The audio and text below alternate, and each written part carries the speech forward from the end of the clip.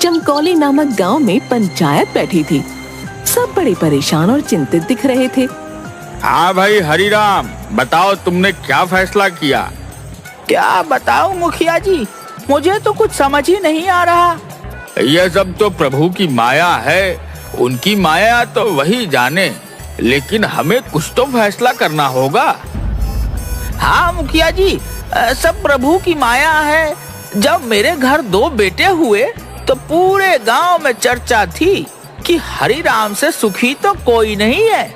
कौन जानता था कि आगे जाकर हरिराम गांव का सबसे दुखी इंसान हो जाएगा। पिताजी, आपने मेरा नाम दुखीराम और मेरे भाई का नाम सुखीराम। अगर मेरा नाम सुखीराम होता तो मैं भी उसकी तरह सुखी होता, लेकिन आपको तो मुझसे प्यार ही नहीं है। भाई, लेकिन पिताजी तो हमेशा से मुझसे ज्यादा तुमसे प्रेम करते हैं। दुखीराम किसी की बात सुनने को तैयार नहीं था। उसे तो बस अपने और अपने भाई के नाम की अदला बदली करनी थी। मुझे कुछ नहीं पता, आज मुझे इंसाफ चाहिए। सरपंच जी, क्या आप न्याय दिला पाएंगे? हाँ दुखीराम, तुम परेशान मत हो, तुम्हें पूरा न्याय मिलेगा। पहले तुम बैठ जाओ। दुखीराम जैसे ही खाट पर बैठा, खाट का एक पैर टूट गया और वो गिर गया। हाय, मर गया। आप सबने देखा, पिताजी ने सुखीराम को अच्छी चारपाई पर और मुझे इस टूटी चारपाई पर बैठा दिया। इस दुखीराम का कुछ नहीं हो सकता, ये हमेशा रोता ही रहेगा। अरे नाम बदलने को कहता तो समझ आता, पर इस भाई के साथ नाम की अदला बदली करेगा। उस दिन भी पंचायत में कोई हल न निकल सका। घर जाने के बाद दुखीराम और सुखीराम घर से बाजार के लिए निकले। सामने से मोहन काका रिक्शा लेकर आ रहे थे। अरे रुको काका, रुको काका, आप मुझे बाजार तक छोड़ देंगे? जरूर छोड़ दूंगा। आओ आओ बैठो। कितने पैसे लेंगे? मात्र 20 रुपए। हे राम, 20 रुपए? इतने पैसों में तो मेरे घर 2 वक्त की सब्जी आ जाती। कुछ कम कर लो काका, आखिरकार एक ही गांव के हैं हम दोनों। अरे एक ही गांव के हैं तो मैं अपने परिवार का पेट ना पालूं? क्या अजीब आदमी है। इससे अच्छा तुम पैदल चले जाओ और 20 रुपए अपने घर के लिए 2 नहीं 3 वक्त की सब्जी खरीद लेना। तभी वहाँ सुखीराम आ जाता है। अरे काका, जरा रुकिए, क्या मुझे बाजार छोड़ देंगे? हाँ छोड़ दूंगा, लेकिन पहले ये सुन लो कि बाजार के 20 रुपए होते हैं। अगर तुम्हें भी 20 रुपए में अपने घर के लिए सब्जी मिलती है तो पैदल चले जाओ। आप तो नाराज हो गए। आप मुझे बाजार छोड़ दीजिए, मैं 20 रुपए दूंगा। देखा, मैं जानता हूँ मेरा नाम दुखीराम है, इसीलिए आपने मुझे रिक्शे पर नहीं बैठाया और सुखीराम को बिठा लिया। तुम अपने साथ पूरे गांव को दुखी करते हो। मैं सुखीराम को फ्री में नहीं बिठाया हूँ, वह मुझे किराए के 20 रुपए देने को तैयार है। दुखीराम, तुम उदास मत हो और मेरे साथ साथ चलो और किराया मैं दे दूंगा। मुझे तुम्हारा एहसान की जरूरत नहीं है। ऊपर वाले ने मुझे 2 पैर दिए हैं और मैं उनसे चलकर बाजार जा सकता हूँ। काका, आलू, प्याज और टमाटर कैसे दिए? आलू 20, प्याज 30 और टमाटर 25 रुपए किलो है। ठीक है काका, 1-1 किलो डाल दो। सब्जी वाले ने सुखीराम की सब्जियां उसके थैले में डाल दी और साथ में थोड़ी धनिया और मिर्ची भी। तभी दुखीराम भी दुकान पर आ गया। आलू, प्याज और टमाटर कैसे दिए? आलू 20, प्याज 30 रुपए किलो है और टमाटर 25 रुपए किलो है। बताओ कितना तोल दूं? तुम जानबूझकर मुझे महंगी सब्जी दे रहे हो।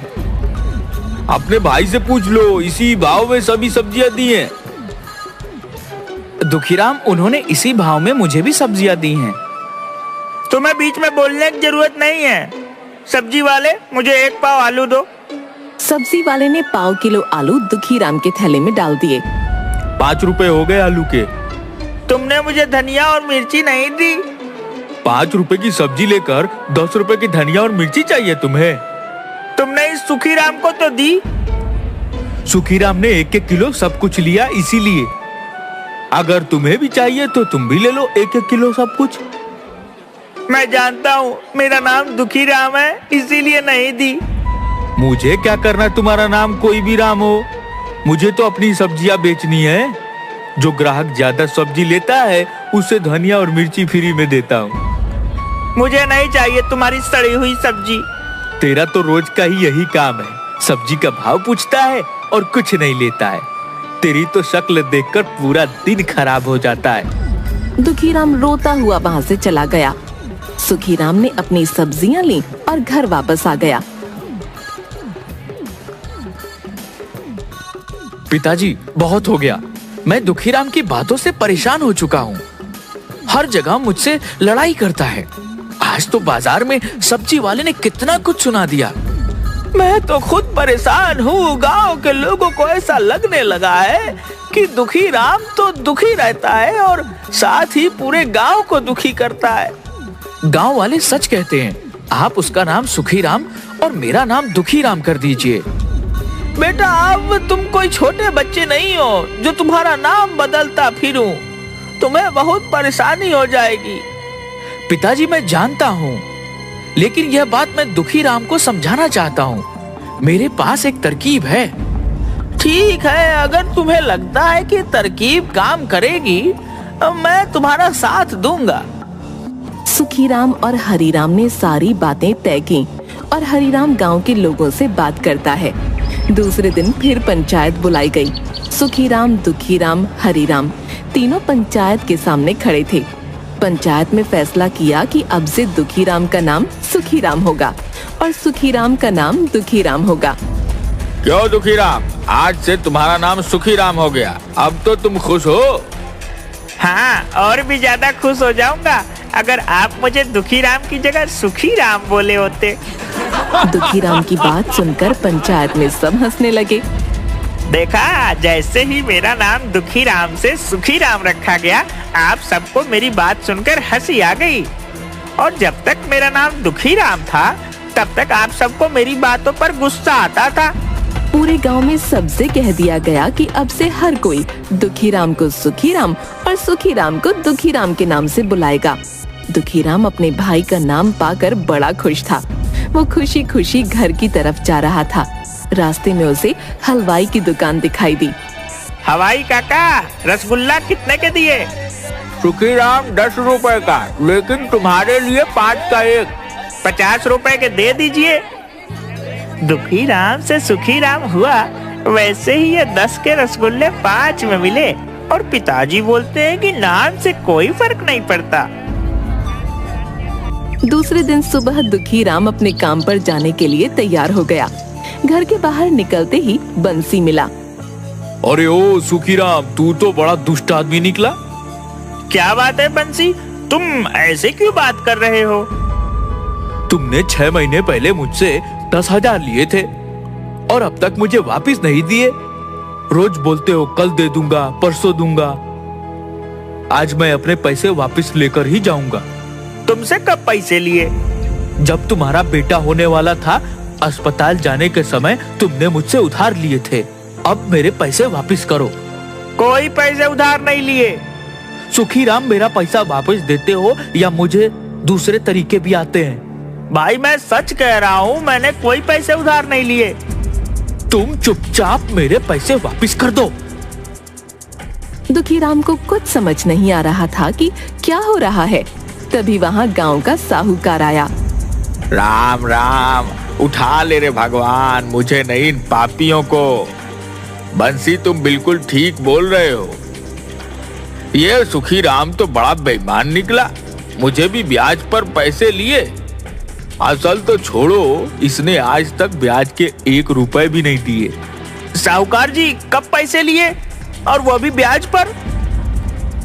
राम राम, उठा ले रे भगवान, मुझे नहीं पापियों को। अरे नए बैल खरीदने के लिए।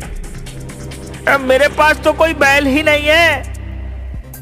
झूठ बोलना बंद करो और मेरे पैसे वापिस करो, वो भी ब्याज के साथ। राम राम, उठा ले रे भगवान, मुझे नहीं पापियों को।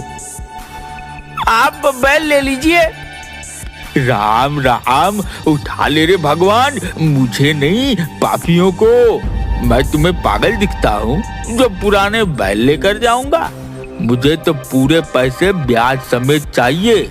ये बोलने आया हूँ कि 1 हफ्ते के अंदर ब्याज मिलाकर मेरे 60,000 दे दो, वरना मैं तुम्हें पंचायत में ले जाऊंगा। आप पागल हो गए हैं। मैं पागल नहीं हो गया हूँ, तुम्हारे मन में बेईमानी आ गई है। राम राम, उठा ले रे भगवान, मुझे नहीं पापियों को। भगवान उठा ले रे इस झूठे साहूकार को।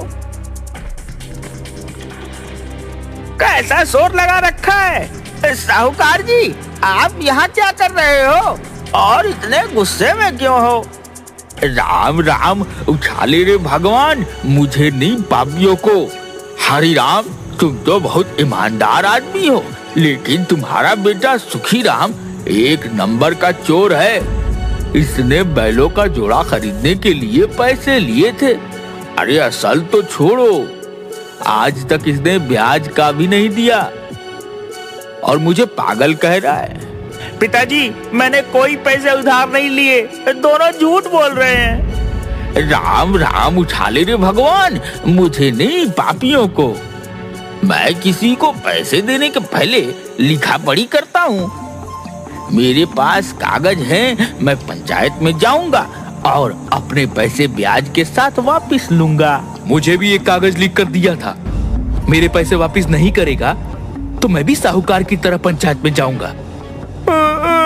मैंने कोई पैसे नहीं लिए, ये दोनों झूठ बोल रहे हैं। अगर तुमने पैसे लिए हैं तो तुम्हें पैसे लौटाने चाहिए।